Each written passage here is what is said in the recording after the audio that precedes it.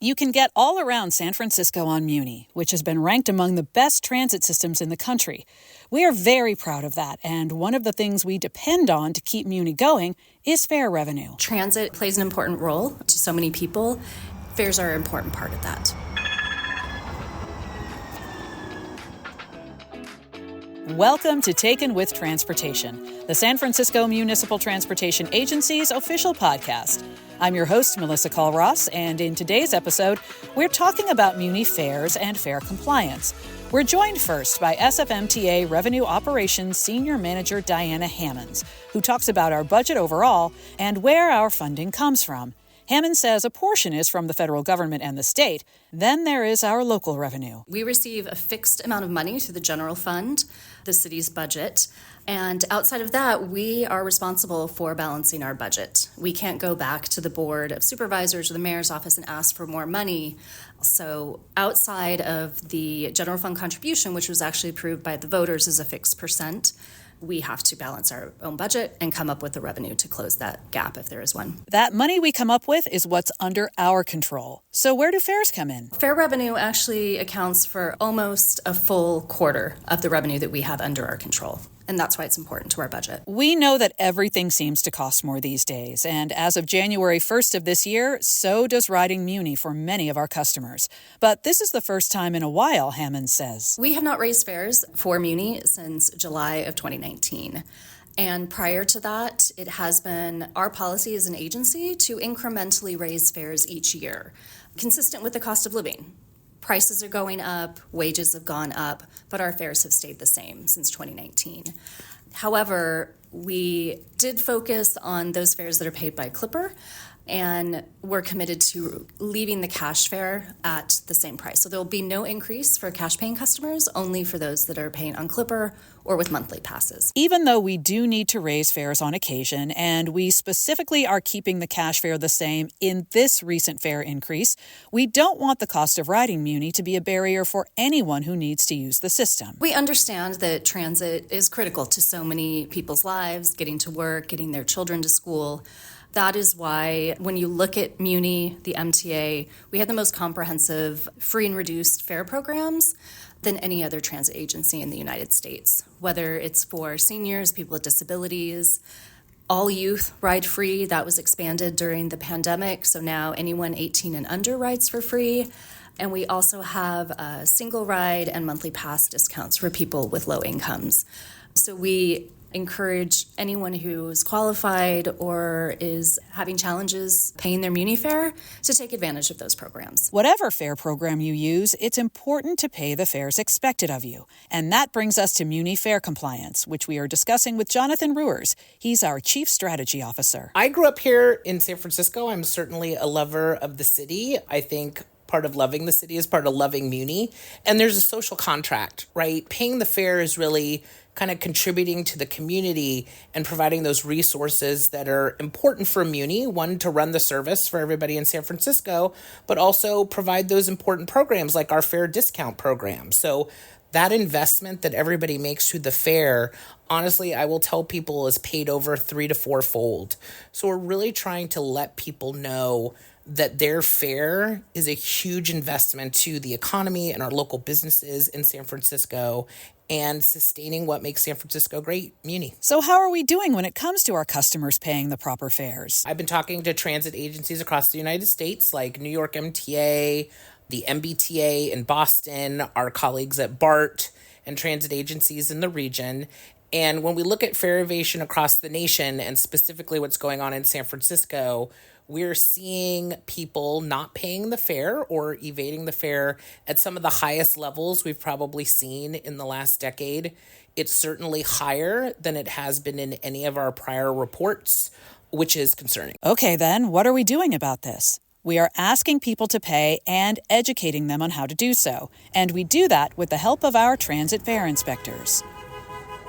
We're with a team of fare inspectors on Van Ness Avenue, and we're about to board a 49 Van Ness Mission bus.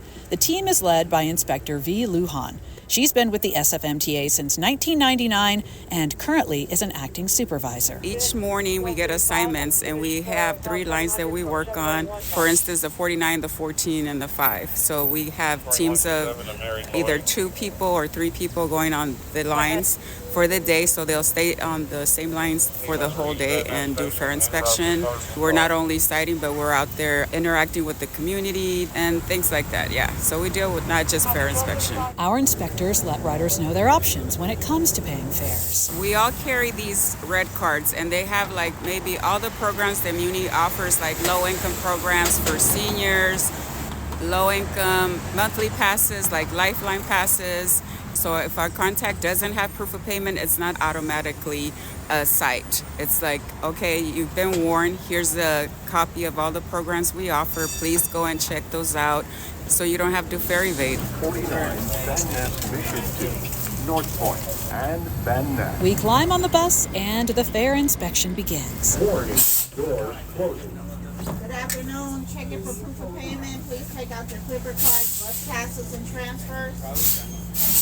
Lujan notes that the inspectors also keep an eye on each other while they're working. We use our radios because, as you can see, the 49 is a fairly long bus, right? And it's crowded, and we hardly can see each other. So our radios and our voices sometimes when they don't hear our radio, so always keep a visual on your partner. We're always visually looking out for each other, but most important, radio transmission. And if anything goes wrong, communicate via radio first. If not, yell, scream, whatever you can to get our attention.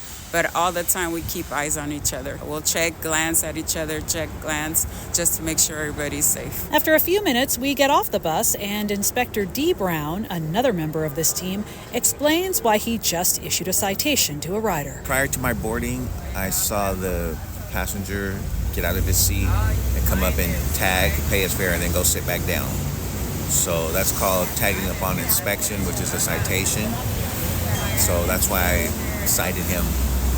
And the lady that was in front of him that I contacted at first, I'm 95% sure she did the same, but I saw him for sure, and I couldn't really dispute whether she got on the bus with us like she said she did. I'm kind of thinking she didn't, but I just gave her a little warning and just told her to make sure she's tagging when she boards. We get on another 49, and Brown comes across another rider who hadn't paid his fare properly. He talks about it afterward. He just didn't have valid proof of payment. He just didn't tag. So he just got on and sat down like a lot of the riders do. So he was cited for not having his valid proof of payment. One of the things that I noticed is that he seemed a little bit indignant about it. Is that something that you run into? Oh, all the time. Yes. Yeah.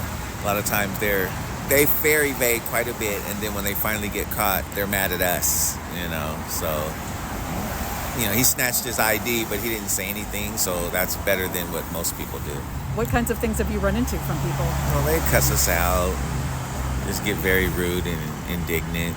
You get used to it. You kind of know what to expect, so you just don't take it personal and just do your job. What Brown just said about the rider boarding and sitting down without appearing to pay brings us to an important point.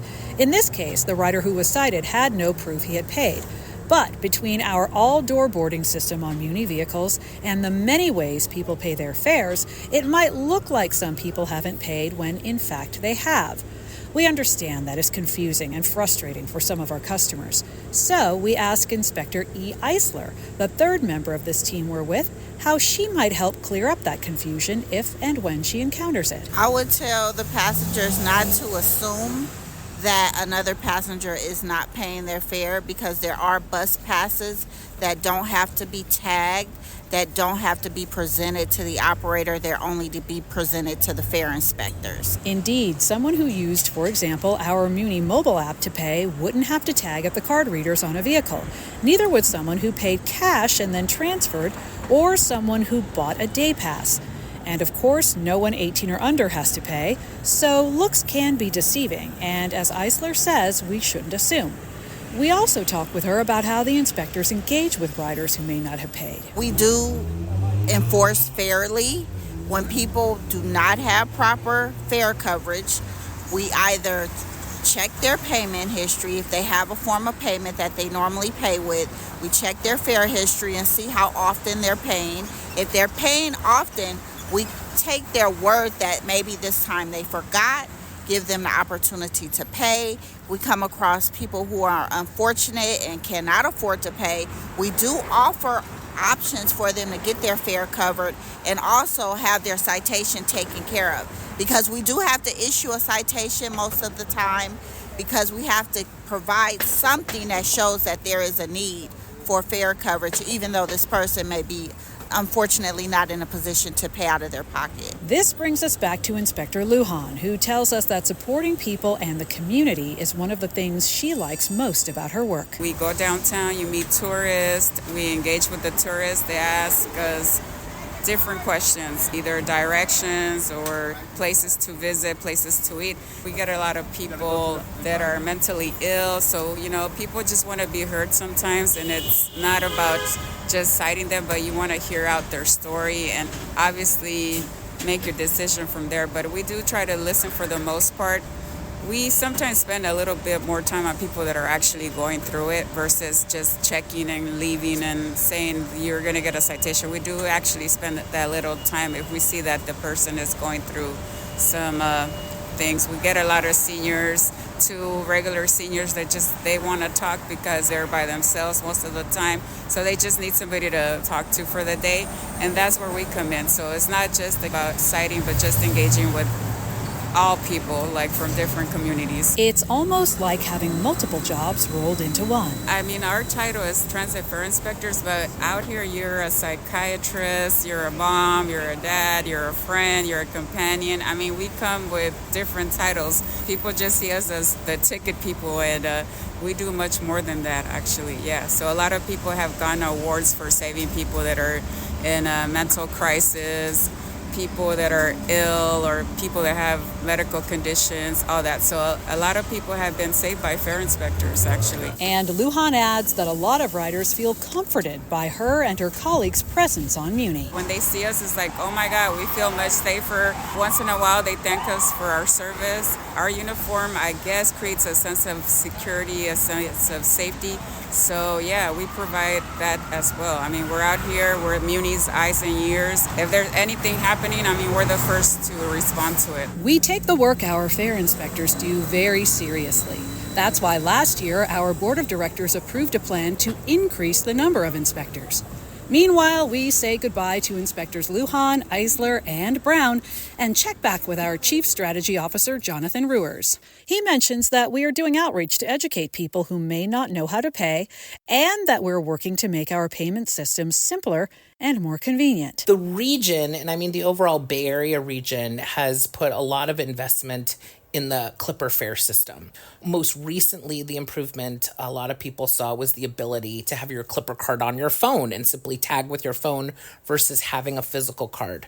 We're also working with our partners across the region on kind of a fare program where it's easy to transfer between systems. We're working very closely with the region to integrate our own programs into the Clipper system so you don't have to buy separate things or use separate kind of fare systems. That's a point of confusion for people and sometimes can be a barrier for them. It's all about the experience of the ride, from the minute you're at the stop to the point that you pay your fare to the ride you have on our bus and train. We're really making an investment to make people comfortable and enjoy their trip on Muni. Thank you for joining us on Taken with Transportation. We're a production of the San Francisco Municipal Transportation Agency, and you can find the latest episodes at sfmta.com/podcast, as well as Apple, Spotify, our YouTube channel, or wherever you listen. I'm Melissa Colross. Be well and travel well.